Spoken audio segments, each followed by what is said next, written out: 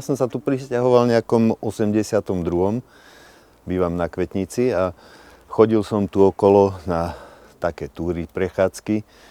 Na tej najnižšej úrovni bola troška voda, tak sme normálne s manželkou chodili až dole do kamenolomu. Potom nejakých 85.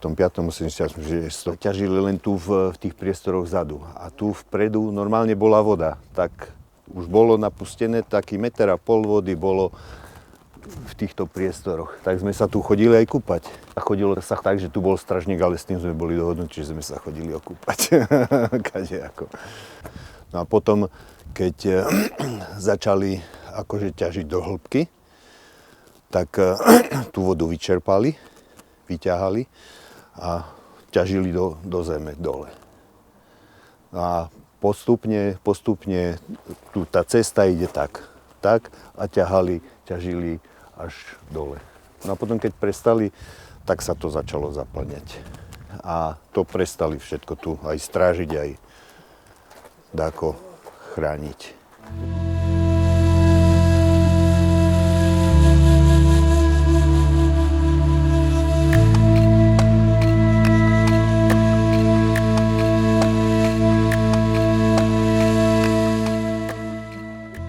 Prvý ponor sme tu dali aj s Tomášom Svitanékom v roku 2018 a bolo to začiatkom apríla.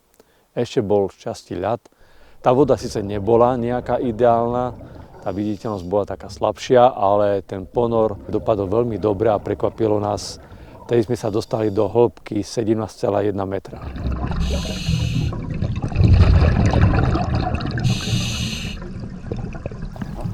V 2018 sme urobili v podstate prvý ponor, ktorý sme čekli, že či tá voda je na potápanie alebo nie, lebo bola taká zelená, bola slabá viditeľnosť a veľmi veľa bordelu tu bolo. Hej. Zvyšky striech, zvyšky pneumatík, zo záhrad, ľudia tu sypali bordel. Tak sme dostali takú myšlienku, že tento lom vyčistíme, uvidíme tú kvalitu vody, že aká bude, a urobíme si na potápanie lokalitu, na výcvik, tréning a spojaznili sme to.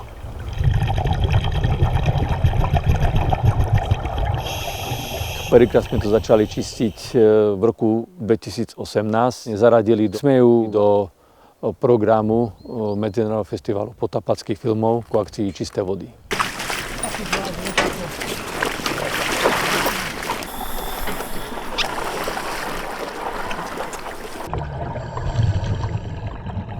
Musím konštatovať, že dnešná akcia bola veľmi dobrá, pretože šestiakdori sa nám zanorili, sa aj vynorili, ale v podstate, že sa niečo vybralo a tá akcia splnila naše plánovanie, ktoré sme mali v rámci čistých vôd. Hodnotím to ako úspešnú akciu. 22 ľudí sa zúčastnilo čistenia jazera Lom v Poprade a spolu vyniesli neprístojnosti 78 kg.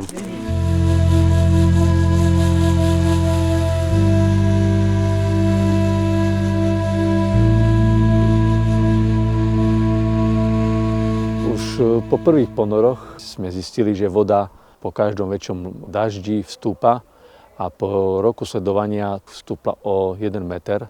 Čo sme vlastne následne upozornili mesto Poprad, ktoré pristúpilo k vybudovaniu prepadu, ktorý ďalej pokračuje od jazera a končí v potoku.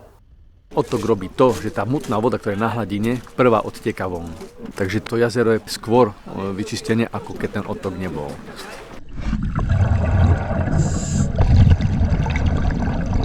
Je tu celá skladba rýb, je to od tých úplne najmenších, kedy sú tu čereble, slíže, cez červenice, plotice, až po tých vianočných kaprov, ktorým ľuďom sa zľutovali sa cez Vianoce nad nimi, že najskôr im robili radosť vo vani a teraz robia radosť nám pri potápaní. Prvú rybu zase by som prvenstvo pridal Lackovi Dziviakovi, kedy tu objavil ostrieže, ktoré predpokladáme, že prvé ryby tu donesli vtáky ako v podobe ikier na perí, tie sa tu vyliahli a následne urobila sa tu obsádka prvých rýb.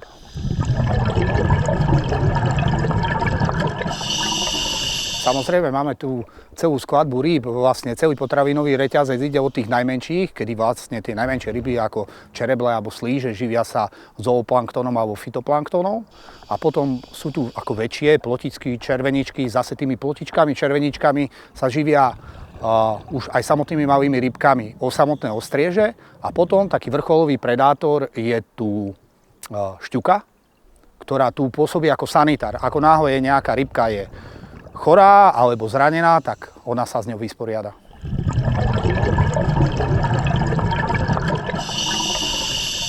Nikto nechce pozerať do prázdnej vody. Vždycky, keď to vo vode žije, tak je to skvelé. A zvlášť pre nás, ktorí potápame, filmujeme, fotíme. Samozrejme, že nejde nám len o tie ryby, ale takisto sa snažíme aj monitorovať čistotu týchto vôd. Preto sme tu aj doniesli určité druhy rýb, ktoré sú veľmi náchylné na nečistoty vo vodách. A ako náhle sa zhorší kvalita vody, tak tie ryby hynú. A tým pádom, že my tu potápame a chodíme, tak hneď by sme videli, že je tu úhyn. Z toho dôvodu vlastne sme tu doniesli pstruha potočného a je tu hlavatka podunajská. Takisto potom sú tu aj ryby, ktoré je taká úplná rarita, je tu jeseter. To je asi najväčšia ryba, ktorá tu je, má asi 1,20 m. Máme tu aj, poviem to v úvodzovkách, odložené iné druhy zvierat. Konkrétne sú to korytnačky, ktoré vlastne tu prežívajú, nemnožia sa tu. Korytnačky najčastejšie stretávame pod vodou v juhovýchodnej časti, v plytkej vode, kde to slniečko sa opiera, kde je asi tým, že je to plytšia voda, tak je asi najviac vyhriatá a to im vyhovuje. Objavili sme tu rakov, ani netušíme, odkiaľ prišli, ale sú tu. A rak tým pádom, že on je najnáchylnejší na nečistotu vôd, tak to znamená, že táto voda spĺňa tie najprísnejšie kritériá, čo sa týka čistoty. Keď sa voda zmúti, tak tu má tendenciu ten zakalený mrak putovať v tej vode doslova a premiestňovať sa. Preto človek nemá zúfať, keď tu vojde do mutnej vody, že nenájde tú čistú. Mení sa to s tým, ako vlastne sa teplota ochladzuje alebo stúpa, tak vlastne ten celý sediment sa tlačí smerom ku dnu a potom naspäť nahor. Takže raz je dobre vidno do tých 10 metrov a niekedy tu je práve lepšie vidno od tých 8 do 17 metrov a práve hore je urobený taký mrak. Že niekedy naozaj najskôr, keď chceme potápať, musíme prejsť tým mrakom a potom sa nám to tam rozjasní. Vidíme to, že v zimných mesiacoch proste tá voda je čírejšia a ten celý sediment sa stlačí úplne ku dnu. Takže najlepšie podmienky, ale samozrejme aj najťažšie, sú v zime, kedy chodíme potápať napríklad pod ľad. Potápač musí mať výstroj prispôsobenú na potápanie pod ľadom. Musí mať v podstate suchý oblek, zdvojenú výstroj, dvojitú fľašu, dvoje automatiky, prispôsobenú, ako musí to byť už technická výstroj, patrí medzi na vyššej kvalifikácie.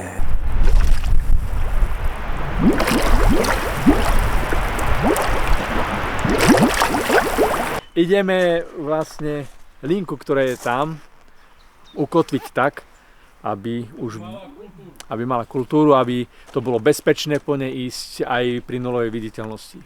Sa len zakapčajú na Dčko, jedna pracovná laci si zobere a kladivo musí byť. Všetko musí byť tak, aby mu nespadlo, aby to bolo pripevnené.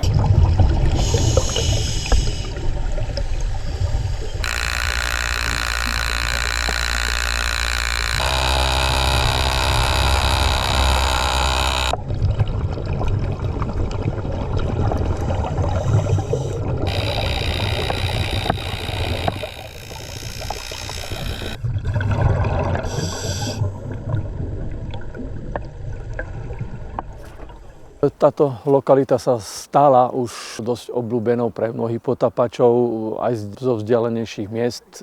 Chodia tu od Košic, Prešova, z Bystrice. Na tejto lokalite v lete dobrovoľne robíme cez víkendy služby. V prípade záujmu robíme prednášky pre základné školy, pre rôzne iné organizácie.